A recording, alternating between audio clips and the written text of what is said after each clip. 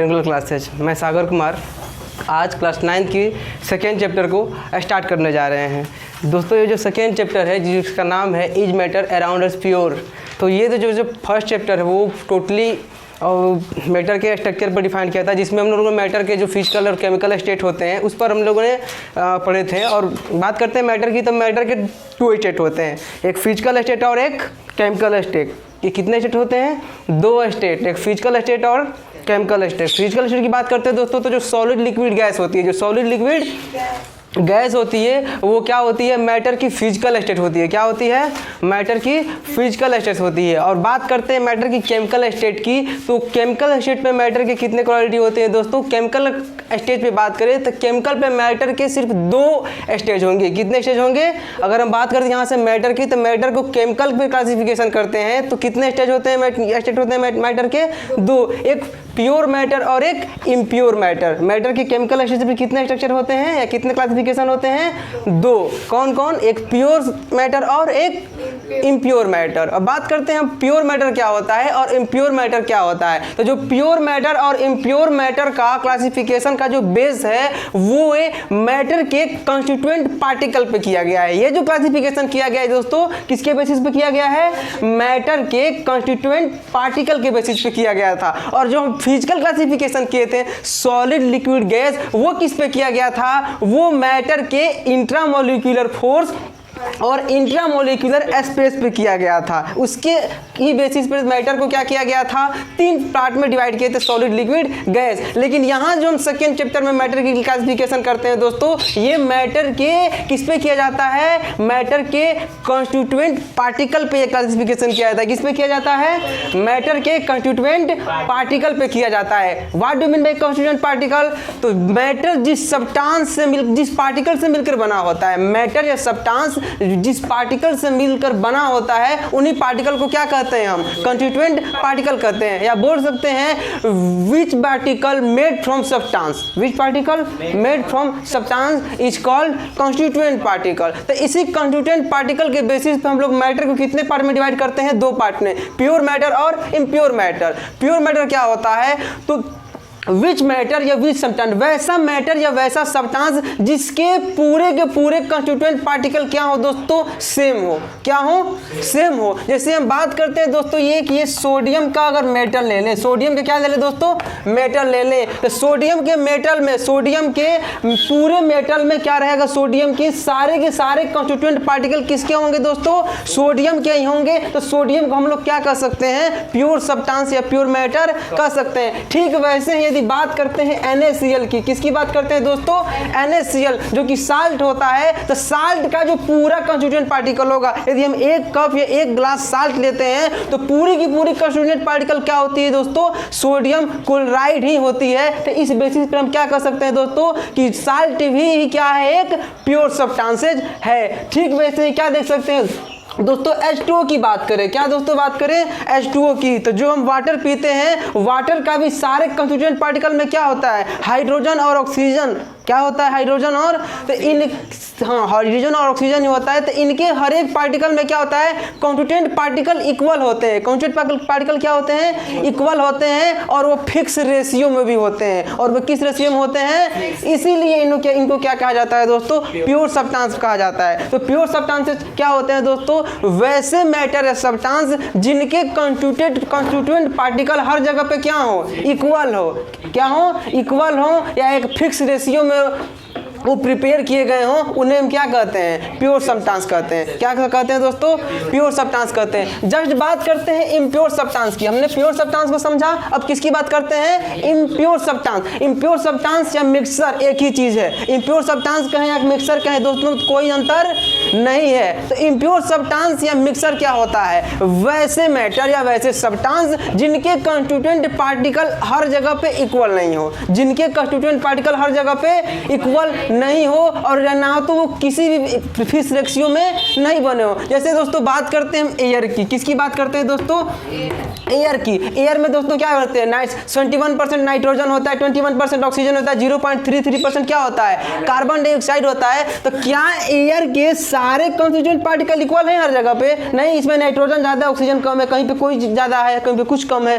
तो इस तरह से हम एयर को क्या कह सकते हैं दोस्तों? इम्प्योर सब्सटेंस या इम्प्योर मिक्सर कह सकते हैं। इम्प्योर मैटर भी कह सकते हैं और मिक्सर भी कह सकते हैं, कोई दिक्कत नहीं होता है। तो कंस्टिट्यूएंट पार्टिकल के बेसिस पे मैटर कितने पार्ट के होते हैं, टाइप के होते हैं? 2 टाइप के होते हैं। पहला प्योर मैटर और इम्प्योर मैटर। इम्प्योर मैटर कहीं क्या होता है दोस्तों? मिक्सर कहते हैं, सबने मिलकर मिक्सर होता है। तो ये किस बेसिस पे डिफिनेशन किया गया है दोस्तों?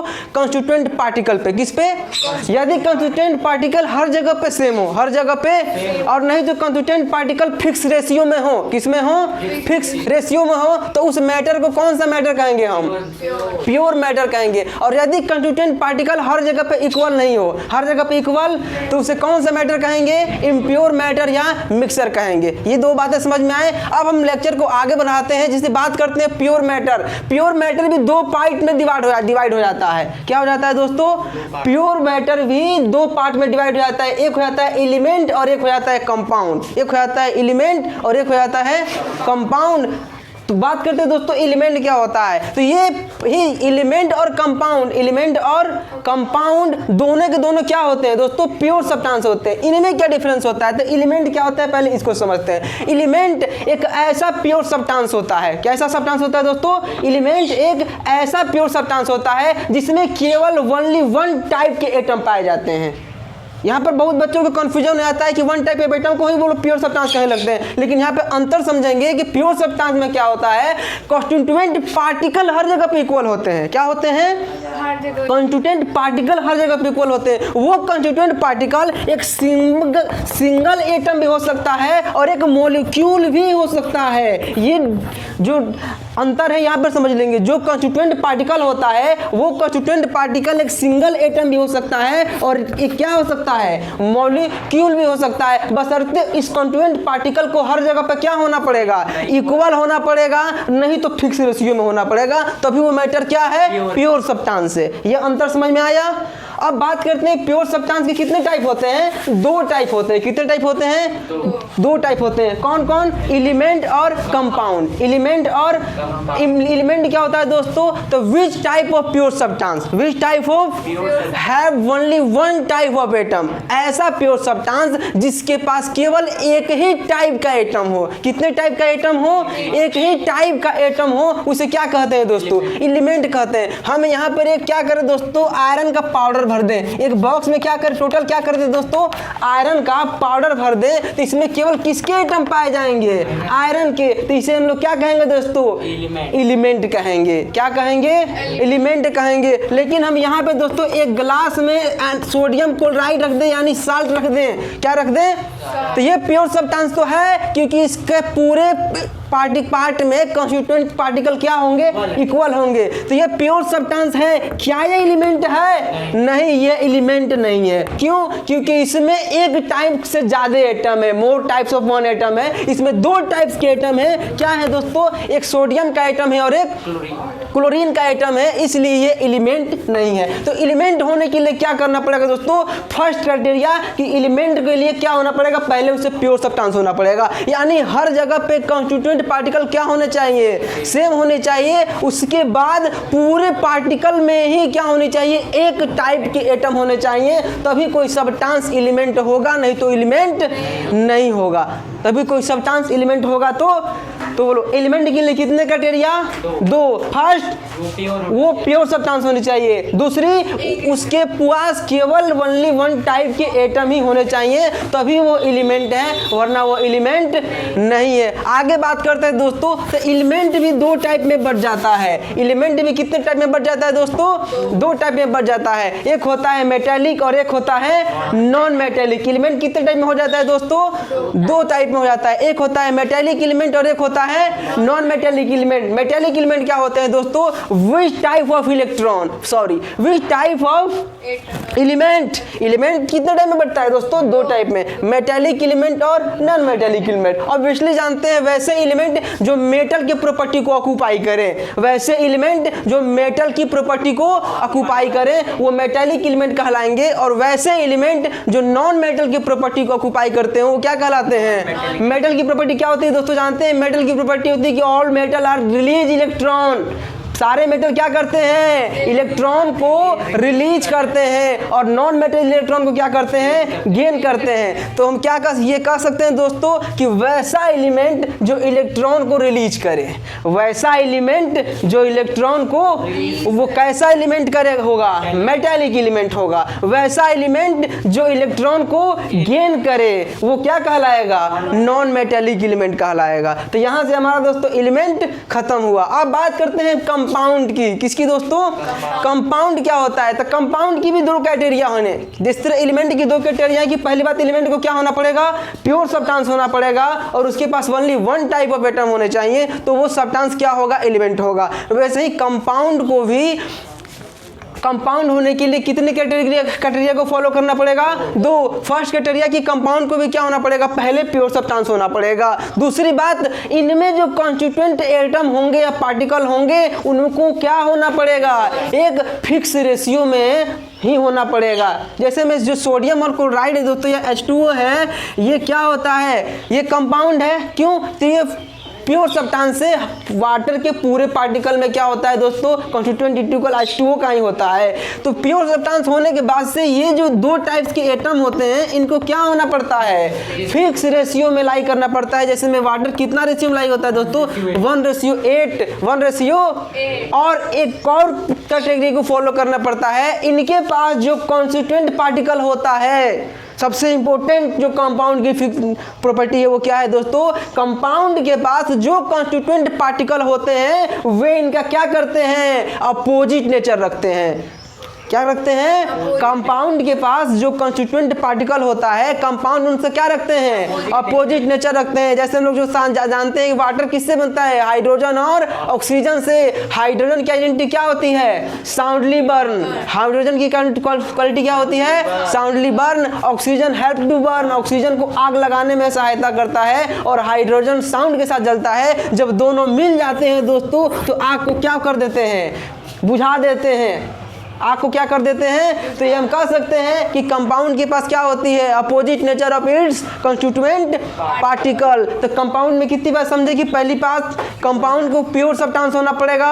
प्योर सब्सटेंस होने के बाद से इनके कॉन्स्टिट्यूएंट पार्टिकल को एक फिक्स रेशियो में होना पड़ेगा, और जो कंपाउंड होते हैं उनके पास क्या होता है, कॉन्स्टिट्यूएंट पार्टिकल का अपोजिट नेचर होता है। तो यहाँ हमने समझा दोस्तों कंपाउंड क्या होते हैं, यहाँ हमने समझा कंपाउंड। अब आगे चल के कंपाउंड भी दो टाइप के हो जाते हैं। कंपाउंड भी कितने हो जाते हैं, दो टाइप के हो जाते हैं। एक होता है ऑर्गेनिक कंपाउंड और एक होता है इनऑर्गेनिक कंपाउंड। कंपाउंड कितने टाइप के होते हैं, दो टाइप के होते हैं। एक होता है ऑर्गेनिक कंपाउंड और एक होता है इनऑर्गेनिक कंपाउंड। ऑर्गेनिक कंपाउंड क्या होता है दोस्तों, वैसे कंपाउंड जो कार्बन से मिलकर बने होते हैं, जिनमें क्या पाया जाता हो, कार्बन पाया जाता हो, जो वो क्या कहलाते हैं, ऑर्गेनिक कंपाउंड। और वैसे कंपाउंड जिनमें कार्बन नहीं पाया जाता हो, कार्बन के एक्सेप्ट करके अदर किसी भी एलिमेंट की कंपाउंड को हम किस में रखते हैं, इनऑर्गेनिक में। नाइट्रोजन का कंपाउंड किस में आएगा, इनऑर्गेनिक। इनऑर्गेनिक मतलब जिसमें कार्बन नहीं हो। वैसे कंपाउंड जिनमें कार्बन नहीं हो वो क्या कहलाता है दोस्तों, इनऑर्गेनिक कंपाउंड कहलाते हैं। और वैसे कंपाउंड जिनमें कार्बन हो वो उसे हम क्या कहते हैं दोस्तों, ऑर्गेनिक कंपाउंड कहते हैं। तो इस तरह से हमने जो मैटर का एक पार्ट है उसे हम लोगों ने क्या किया दोस्तों, कंप्लीट किया। मैटर के कितने पार्ट होते हैं, किस बेसिस पे, केमिकल क्लासिफिकेशन पे, फिजिकल क्लासिफिकेशन पे नहीं, केमिकल क्लासिफिकेशन पे मैटर के दो पार्ट होते हैं, प्योर मैटर और इम्प्योर मैटर। प्योर के दो टाइप होते हैं, एलिमेंट और कंपाउंड। एलिमेंट भी दो टाइप में बढ़ जाता है, metallic element, non metallic element. और कंपाउंड भी दो पार्ट में बढ़ जाता है, ऑर्गेनिक कंपाउंड और इनऑर्गेनिक कंपाउंड। इस तरह से हमने दोस्तों क्या किया कि एक क्लासिफिकेशन प्योर कंपाउंड या प्योर मैटर का देख लिए। नेक्स्ट टॉपिक पर को स्टार्ट करते हैं दोस्तों, जो हमारा है इम्प्योर मैटर। क्या है दोस्तों, इम्प्योर मैटर। इम्प्योर मैटर हम लोग क्या कहते हैं दोस्तों, मिक्सर कहते हैं। क्या कहते हैं दोस्तों, तो बस ये जो प्योर मैटर और इम्प्योर मैटर हमने शुरू में ही बताया कि ये क्लासिफिकेशन बेसिस किस बेसिस पे हुआ है। तो ये क्लासिफिकेशन कॉन्स्टिट्यूएंट पार्टिकल के बेसिस पे किया गया है कि प्योर सब्सटेंसेस में क्या होता है, हर एक पार्ट में कॉन्स्टिट्यूएंट पार्टिकल क्या होते हैं, इक्वल होते हैं। जस्ट इनका अपोजिट किसके पास होता है दोस्तों? इम्प्योर सब्सटेंस या मिक्सर के पास। तो वैसे सब्सटेंस या वैसे मैटर जिनके हर एक पार्ट में क्या हो, कॉन्स्टिट्यूएंट पार्टिकल इक्वल नहीं हो, या हम ये भी कह सकते हैं दोस्तों विच टाइप ऑफ मैटर या which type of substance which have non uniform composition. क्या बोल सकते हैं? Non uniform composition. Non uniform मतलब दोस्तों एक समान नहीं है, एक समान, या वैसे मैटर या सब्सटेंस जिनके पास यूनिफॉर्म कॉम्बिनेशन हो, वो क्या कहलाते हैं? Pure substances. Which type of substances which have non uniform combination is called impure matter. Which type of substance which have not equal constituent particle in all parts is called impure matter. यानी कहने का बात क्या है दोस्तों कि यदि हम कोई मैटर लेते हैं जिसके सारे पार्ट में क्या हो दोस्तों, कॉन्स्टिट्यूएंट पार्टिकल इक्वल नहीं हो, मतलब उनके पास कैसा कॉम्बिनेशन हो, नॉन यूनिफॉर्म कंपोजिशन हो, तो उस मैटर को हम लोग क्या कहते हैं? इम्प्योर मैटर या मिक्सर कहते हैं। आगे चल के बात करते हैं दोस्तों, तो ये जो इम्प्योर सब्सटेंस या जो मिक्सर होते हैं ये भी आगे चल के बढ़ जाते हैं। ये भी आगे चल के क्या होते हैं दोस्तों? ये भी बढ़ते हैं। तो जानते हैं दोस्तों किसी भी चीज़ की हम क्लासिफिकेशन करते हैं साइंस में, तो दो चीज़ों की क्लासिफिकेशन होती है, एक फिजिकल क्लासिफिकेशन और एक केमिकल का क्लासिफिकेशन। हमारी क्लासिफिकेशन की बात करें तो ऊपर से हम जो दिखते हैं वो हमारी क्या है? फिजिकल क्वालिटी है। अंदर की जो बातें हैं मेरी, वो मेरी क्या है? तो वैसे ही अगर इम्प्योर सब्सटेंस की बात करें तो केमिकल क्लासिफिकेशन पर ये दो टाइप के होते हैं। अगर इम्प्योर सब्सटेंस या मिक्सर को बांटे तो कितने टाइप के होते हैं? दो टाइप के होते हैं। कितने टाइप के होते हैं दोस्तों? एक होमोजेनियस और हेट्रोजेनियस। जैसे मिक्सर को भी हम लोग केमिकल से ध्यान रखना दोस्तों, इम्प्योर सब्सटेंस कहें या मिक्सर कहें कोई अंतर नहीं है। तो इम्प्योर सब्सटेंस या मिक्सर के कितने क्लासिफिकेशन है? दो, एक फिजिकल बेसिस पर और एक केमिकल बेसिस पे। केमिकल बेसिस पे कितने टाइप्स के होते हैं मिक्सर या इम्प्योर सब्सटेंस? दो टाइप के, एक होमोजेनियस और हेट्रोजेनियस। ये इनका जो बात है दोस्तों ये वर्ड में ही छिपा हुआ है, होमो और हेट्रो। होमो और होमो मतलब क्या होता है दोस्तों? एक समान। होमो मतलब क्या होता है? एक समान। और हेट्रो मतलब क्या होता है? एक समान नहीं। होमो मतलब यूनिफॉर्म, हेट्रो मतलब नॉन यूनिफॉर्म। तो विच टाइप ऑफ मिक्सर या which type of impure substances have uniform combination बोल सकते हैं। क्या बोल सकते हैं? या वैसा मिक्सर जिसके टोटल कॉम्बिनेशन पार्टिकल क्या हो? एक टाइप की हो।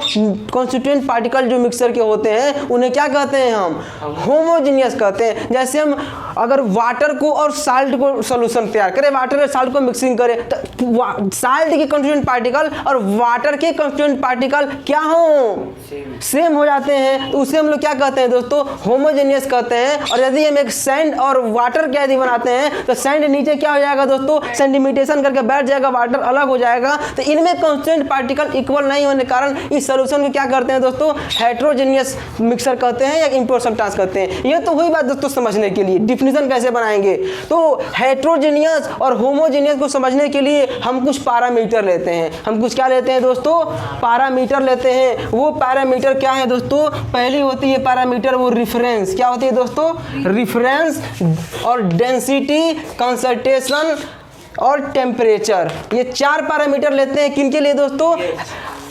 और एक लेते हैं टेम्परेचर की जगह पे पीएच होगा। क्या होगा दोस्तों? गुड। टेम्परेचर की जगह पे पीएच होगा। तो हेट्रोजीनियस और होमोजीनियस को समझने के लिए हम इन चार पैरामीटर को देखते हैं, रिफरेंस, डेंसिटी, कंसंट्रेशन और पीएच। यदि ये चारों प्रॉपर्टी, यदि ये चारों प्रॉपर्टी किसी इम्प्योर सब्सटेंस या मिक्सर में हर जगह पे इक्वल है, हर एक पार्टिकल के लिए ये प्रॉपर्टी क्या हो? इक्वल हो, तो वो कौन सा मिक्सर होगा दोस्तों? होमोजीनियस मिक्सर या होमोजीनियस इम्प्योर सब्सटेंसेस होगा। और यदि किसी मिक्सर में ये चारों प्रॉपर्टी हर जगह पर इक्वल ना हो तो वो कौन सा मिक्सर होता है? हेट्रोजीनियस मिक्सर होता है। कौन सा मिक्सर होता है? हेट्रोजीनियस मिक्सर होता है। इस तरह से हमारा ये जो होता है इम्प्योर सब्सटेंस या मिक्सर का केमिकल जो क्लासिफिकेशन था वो क्या हुआ दोस्तों? खत्म हुआ। लास्ट टॉपिक जो बचता है हमारा दोस्तों इम्प्योर सब्सटेंसेस का, वो किस पे बचा है दोस्तों? फिजिकल क्लासिफिकेशन पे। किसकी क्लासिफिकेशन पे? फिजिकल क्लासिफिकेशन पे। जो मिक्सर या इम्प्योर सब्सटेंसेस होते हैं वो कितने टाइप के होते हैं दोस्तों? तीन टाइप के होते हैं। कितने टाइप के होते हैं दोस्तों? तीन टाइप के होते हैं। पहला होता है सॉल्यूशन, दूसरा होता है सस्पेंशन, तीसरा होता है कोलाइड। कितने टाइप के होते हैं दोस्तों? सॉल्यूशन, सस्पेंशन, तीसरा होता है कोलाइड। तो यहाँ तक हम लोग ने कवर किया दोस्तों। नेक्स्ट वीडियो में हम लोग मिक्सर या इम्प्योर सब्सटेंसेस के फिजिकल क्लासिफिकेशन को डिफाइन करते हैं। कट कर दो, बीच वाला दबा देना।